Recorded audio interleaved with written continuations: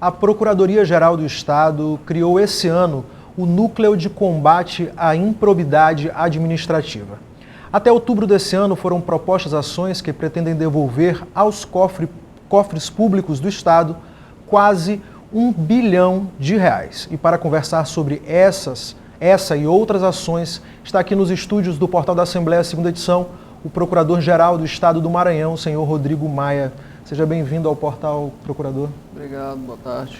Boa tarde. Eu começo perguntando sobre como funciona esse núcleo de improbidade administrativa.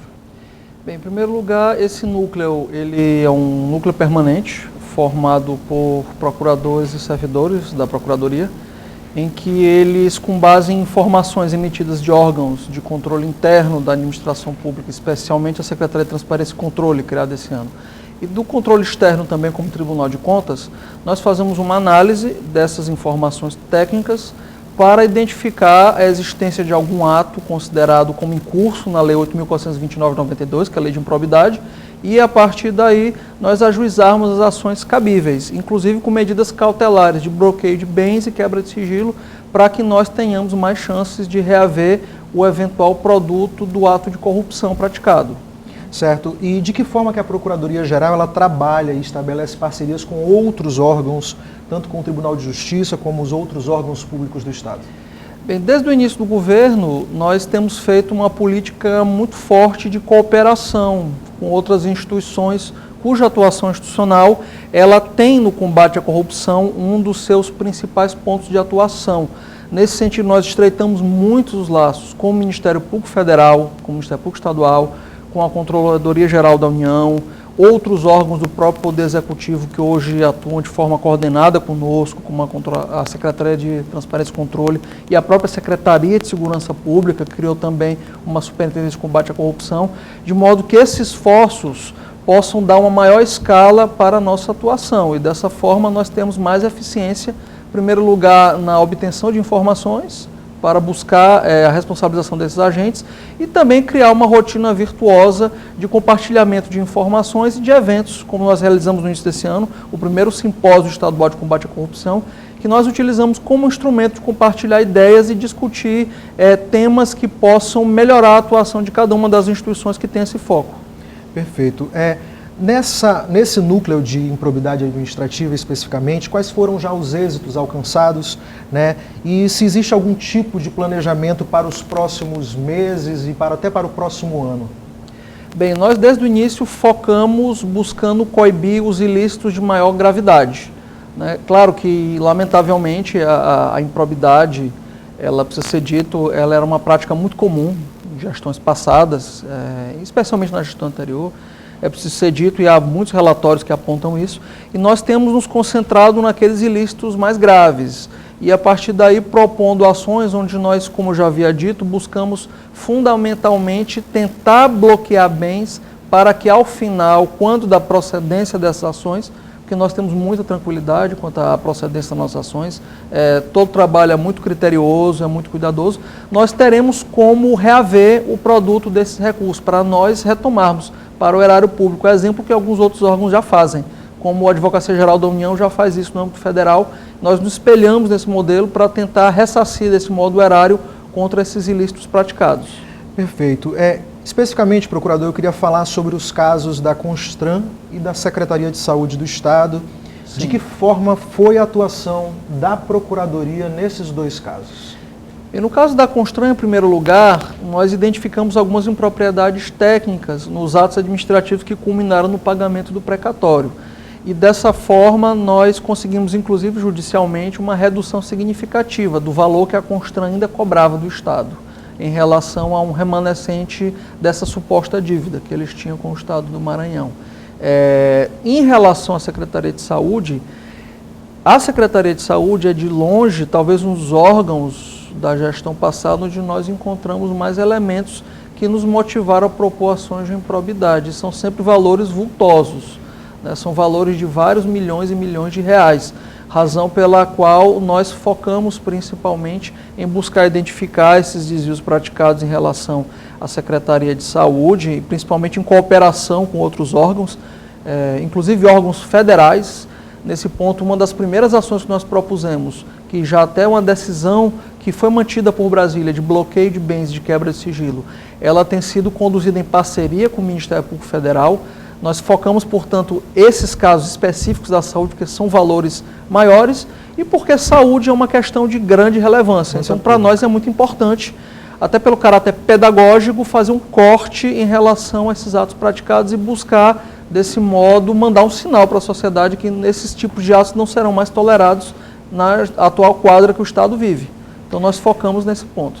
É importante esses tipos de ações e essa informação à sociedade. Outras ações da Procuradoria que foram realizadas foi na Secretaria de Educação, garantindo a realização do concurso público para professor, né, e também o início do ano letivo, e também na Segurança Pública com um termo de compromisso para a construção e reforma das unidades prisionais, que é um problema que o Maranhão vive há muitos anos, né, e também o cumprimento da Lei de Execução Penal. Eu queria que o senhor falasse um pouco sobre essas duas abordagens. Bem, em todos esses casos, a Procuradoria, como é o seu papel instrumental, ela atuou como um interlocutor perante os órgãos, que é ao fim do qual nós conseguimos celebrar esses acordos. No caso da Secretaria de Educação, foi feito um acordo com o Ministério Público da Educação para que nós, sabendo dessa realmente dificuldade que há dos contratos temporários, da necessidade do concurso público, nós pudéssemos fazer uma substituição gradual, considerando a própria dificuldade econômica que passa o Estado e o país nesse momento. Desse modo, nós fizemos esse acordo para que o concurso fosse feito em etapas diferentes, né? Um concurso agora e um outro concurso 2017, para que nós podamos suprir de forma escalonada esses cargos vagos. São mais de 1.500 professores. 1.500 professores agora e mais outros 1.500 professores em 2017. E no caso da segurança pública, da construção dos presídios? Do caso da segurança pública, houve uma interlocução mais ampla, porque foi um acordo feito com o CNJ, né? Nós participamos da análise desses termos, desse acordo, junto com a Secretaria de Gestão e Administração Penitenciária, que culminou na assinatura desse acordo no primeiro semestre, com a presença do presidente do Supremo Tribunal Federal, Michel Lewandowski, que é também presidente do CNJ, né, para que, em conjunto com o governador, com a presidente do Tribunal de Justiça e outras autoridades, nós pudéssemos formalizar esse compromisso e melhorar efetivamente o status da situação penitenciária do Estado do Maranhão, que nós já temos números muito expressivos. Em relação a, principalmente, o ano passado, nós tivemos casos de decapitações e várias rebeliões que foram noticiadas, inclusive, na imprensa nacional. Em função desse esforço continuado de todos esses órgãos envolvidos, dessa repactuação, o Estado conseguiu melhorar significativamente esses dados da segurança pública, que foi também uma outra vitória importante do Estado em relação a esse trabalho de cooperação com outras instituições. Perfeito. Procurador, outros núcleos foram criados, entre eles o de precatórios e o de grandes devedores. Explique para a gente sobre essas ações da Procuradoria nesses outros dois núcleos. Bem, no nosso planejamento, havia uma dúvida quanto aos cálculos que eram feitos dos precatórios, e a Procuradoria ela tinha muita dificuldade para poder questionar esses cálculos, porque nós não tínhamos uma divisão de cálculos para fazer essa revisão. O que nós tínhamos eram contratos de contadoria que não eram suficientemente adequados para atender esse objetivo, considerando a grande massa de processos de precatória do Estado. E havia muita dúvida quanto à correção desses cálculos. Tanto é verdade que o Conselho Nacional de Justiça, quando veio ao Maranhão, ele, em um relatório que é público, que foi divulgado pela instituição, ele apontou a existência de várias divergências em cálculos apresentados. Então, todos esses fatores... Esses cálculos estão sendo revistos? Todos esses cálculos estão sendo revistos pela Procuradoria, através de um núcleo que nós estruturamos com contadores, que hoje trabalham num setor específico da PGE, cerca de 6 contadores, que têm se debruçado não só sobre os precatórios, mas também sobre as requisições de pequeno valor, mesmo as execuções feitas contra o Estado. E nós temos encontrado, em média, diferenças em alguns processos dos cálculos apresentados pelas partes de até 30%. Para se ter uma ideia, isso dá, desde janeiro para cá, pelas nossas contas, cerca de uma economia de 95 milhões para o Estado, que haviam sendo pagos sem que houvesse um questionamento por parte do Estado. E, paralelamente a isso, nós também reduzimos o custeio do Estado, porque a substituição desses contadores contratados, através de contrato com pessoas jurídicas, por contadores nomeados com cargos públicos dentro da Procuradoria, representou, inclusive, uma economia para o Estado. De modo que foi também muito importante para a economia do Estado nós fazermos esse trabalho de revisão desses cálculos. Procurador, eu queria agradecer a sua presença aqui no Portal Segunda Edição e deixar aberto o nosso espaço para qualquer informação e necessidade que a Procuradoria julgar importante para esclarecer a sociedade maranhense. Nós que agradecemos, desejamos boa tarde a todos. Muito obrigado. Você pode rever a entrevista com o Procurador-Geral do Estado, Rodrigo Maia, no site da Assembleia, que é al.ma.leg.br. Nós vamos para um breve intervalo e voltamos já com mais notícias para você.